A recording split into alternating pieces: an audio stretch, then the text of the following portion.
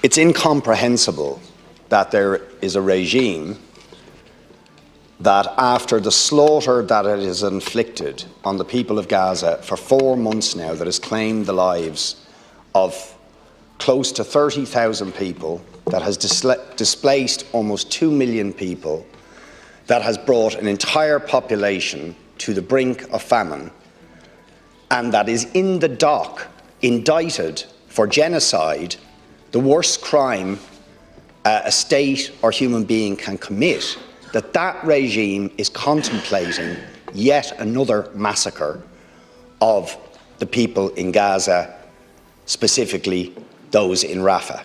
More than 1 million people cowering under tents and amid rubble and amid the bodies of the slaughtered and the maimed, and the Israeli regime is planning to do it again.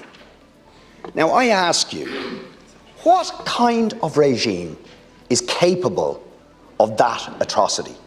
What kind of regime thinks it could get away with a genocide in front of the world, and when it is indicted for genocide, want to continue?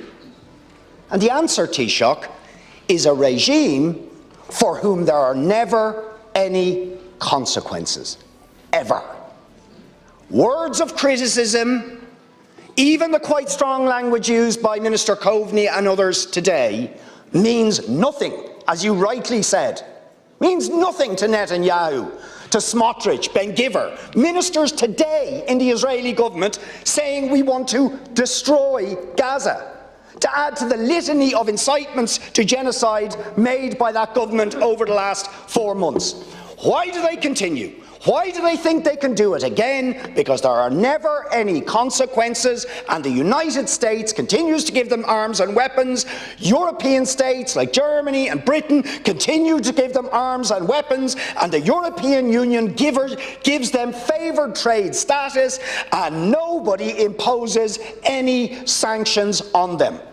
One of the proudest things this country can be proud of is what the Dunnes Stores workers did in the mid-1980s by going on strike for 2 years, forcing Ireland to be the first country in the world to impose comprehensive sanctions on apartheid South Africa, which began a domino effect that led to the dismantling of the apartheid regime. Of course, guess who held out till the bitter end to defend that obnoxious regime? The United States and Britain.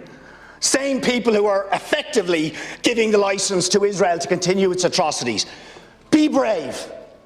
Do what this country did with apartheid South Africa in the mid-1980s that helped bring that regime down. Admit it is an apartheid state, it is an uncivilised state, it is a barbaric state, and that it should have sanctions imposed on it in order to end that apartheid, end that occupation, and end the possibility of the sort of genocidal slaughter we have seen for the last 4 months.